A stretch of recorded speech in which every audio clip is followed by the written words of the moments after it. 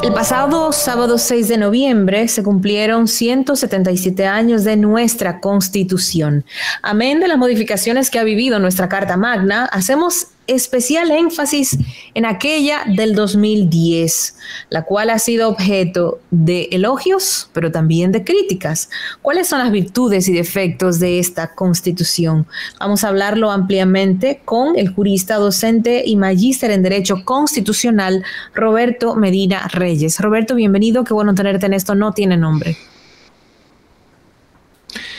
Debe habilitar el micrófono. Ahora sí. Dice el manual, no sé si estará en la Constitución, pero el manual dice que tiene que estar en on. ¿Cómo está, Roberto? Tocayo. Muy bien, muy bien. Muchas gracias por tenerme nuevamente en el programa. Un placer. Roberto, las diferentes constituciones que hemos tenido, muchas, pero vamos a enfocarnos en esa del 2010. ¿Cuáles son los puntos de luz? ¿Cuáles son las sombras de esta Constitución? Sí, mira, una Constitución se divide en dos partes. Tiene una parte orgánica, que es básicamente la que regula y estructura todo lo que tiene que ver con los órganos que ejercen potestades públicas, y una parte dogmática que está vinculada con los derechos y garantías constitucionales. El avance de la reforma constitucional de 2010 se puede ver de cara a estas dos grandes dimensiones. En cuanto a los aspectos orgánicos, esta Constitución pues reconoce un conjunto de órganos extrapoder que son completamente independientes a los poderes tradicionales. Los poderes tradicionales es lo que nosotros conocemos como poder legislativo, poder ejecutivo y poder judicial. Son órganos que tienen una autonomía constitucional para ejercer sus funciones, que es la Junta Central Electoral, el Defensor del Pueblo, el Tribunal Superior Electoral, etc. Estos órganos pues no reciben o no deberían recibir ningún tipo de injerencia de parte de la Administración Central, porque las funciones que desempeñan son muy importantes para garantizar la estabilidad del sistema de democracia representativa. La Junta Central Electoral con la organización de las elecciones, el Defensor del Pueblo con la protección de derechos y así sucesivamente. Pero también esta Constitución de 2010 crea el Tribunal Constitucional, que es uno de los aspectos más importantes que tiene esta reforma, y lo crea como un órgano especializado para la protección del ordenamiento constitucional. Con las decisiones del Tribunal Constitucional se ha generado actualmente lo que el magistrado Milton Ray Guevara denomina como una cultura constitucional, y eso a su vez ha suscitado un conjunto de juristas que velan por la protección de las disposiciones constitucionales. ¿Por qué eso? Una pregunta ¿por qué sacarlo de la Suprema Corte de Justicia? ¿Por qué no seguir ventilando a nivel de la Suprema Corte de Justicia como el nivel superior jerárquico de uno de los poderes del Estado, que es el judicial, sacar el tema constitucional? No llevaría contradicciones entre ese tribunal y la Suprema. En su momento, el doctor Jorge Subero Isa dejó entrever que eso podía llevar a grandes enfrentamientos. Ha pasado en otros países. Acá lo ha habido también, no tanto, pero lo ha habido. Claro, la razón de sacarlo, de tener un órgano especializado, es para evitar de que, por ejemplo, el Poder Judicial pueda descuidar los asuntos de relevancia, como sería la protección del ordenamiento constitucional. La Suprema Corte de Justicia tiene un fin único, que es garantizar los criterios jurisprudenciales de los tribunales inferiores, resolver los asuntos litigiosos que surgen entre las partes. Y el Tribunal Constitucional tiene una misión pues más general, más abstracta, de verificar que todas las disposiciones normativas sean acorde con el texto constitucional. En los distintos países pues se ha postulado o por un modelo o por otro, ¿verdad? O por un modelo de control concentrado que recae por el Tribunal Constitucional, o un modelo de control difuso que recae sobre los tribunales del Poder Judicial. Nosotros hemos apostado por un modelo mixto, lo que genera una mayor garantía. Ya no se trata solamente de las interpretaciones que hagan los tribunales inferiores, sino que ya hay un órgano que es el último órgano vigilante de que cualquier interpretación que se haga de una norma pues sea acorde con el texto constitucional. Y eso es un pensamiento kelseniano, y es un pensamiento que ha adoptado muchos países en Europa, como el caso de España, Alemania, por ejemplo, son países que tienen órganos especializados de control de constitucionalidad de las normas.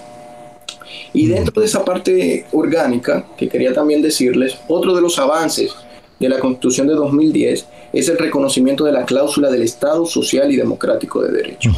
Y el reconocimiento de esta cláusula tiene tres implicaciones importantísimas. La primera es que transforma la relación entre el Estado y las personas, porque las personas se convierten en protagonistas de la gestión pública. La administración nace, se organiza y se estructura por las personas, y la Constitución reconoce esa posición protagónica que tiene la persona en el proceso de elaboración de decisiones administrativas. Por eso el constituyente contempla mecanismos de control ciudadano sobre las actuaciones del Estado. Por ejemplo, el artículo 139 de la Constitución establece que todos los ciudadanos pueden controlar la legalidad de las actuaciones de la administración pública. Pero también hay mecanismos de participación directa, por ejemplo, con la iniciativa de ley popular o con la posibilidad de participar en la elaboración de los presupuestos municipales. Todo esto son conquistas de la reforma constitucional de 2010. Pero ¿dónde están las sombras? Claro, los retos, ¿verdad? El principal reto de esta Constitución es que no se vuelva una norma programática. ¿Qué significa esto? Que sea una especie de texto que establece un conjunto de derechos y de garantías, pero que son básicamente poéticos, ¿verdad? Que serían principios que queremos alcanzar, pero que no tienen eficacia directa. Eso es lo que tenemos que evitar, y evitarlo desde las actuaciones del Estado, y también nosotros como particulares, como las personas, exigiendo la protección de sus disposiciones, porque están los mecanismos judiciales para garantizar la protección de la Constitución. Hay una cosa importante, Roberto, y es que la Constitución de 2010 reconoce el principio de supremacía constitucional. ¿Y qué significa esto? Que la Constitución, si nosotros pensamos en todo el derecho como una pirámide, la Constitución estaría en la cúspide, ¿verdad? Entonces, todas las normas, todas las disposiciones que emiten los órganos del Estado están condicionadas a observar las disposiciones constitucionales. De lo contrario, serían nulo de pleno derecho. Y esto es importante por dos razones. Primero, limita la actividad del Estado y la obliga a que actúe para garantizar los derechos de las personas.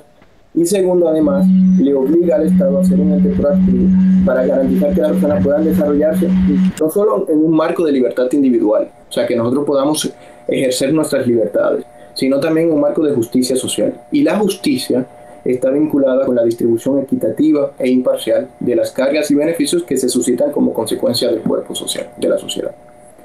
Entonces, así, a grandes rasgos, esos son quizás algunas luces que yo puedo decir que tiene la Constitución de 2010. Es una de las constituciones más avanzada dentro de todos los países iberoamericanos, y ciertamente hay retos, ¿verdad? Y uno de los retos principales es evitar que ese texto se convierta en una norma programática, solo de principios, y que pueda ser exigible y aplicable a todas las actuaciones del Estado.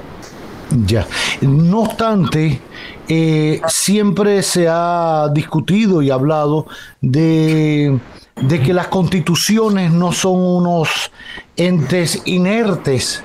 O sea, que ya por ser constitución, la ley de leyes, la Carta Magna, bueno, hay que morirse con eso y no hacerles cambios que vayan a la par del desarrollo de las sociedades.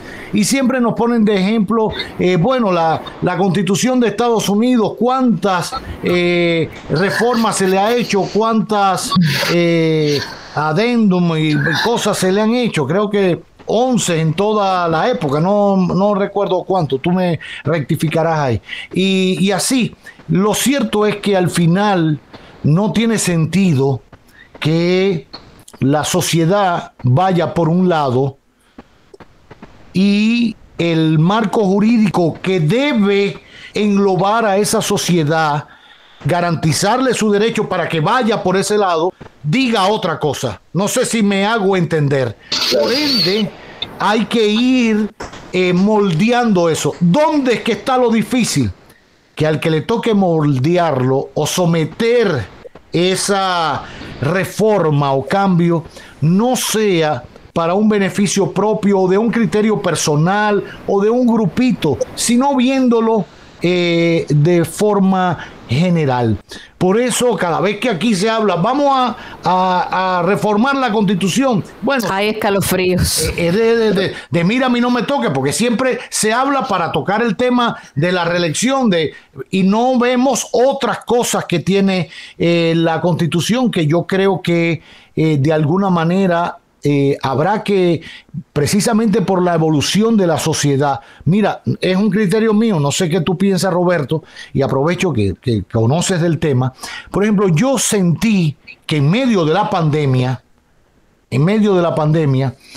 nosotros constitucionalmente tenemos un vacío de gobernabilidad ante una situación de fuerza mayor en el país.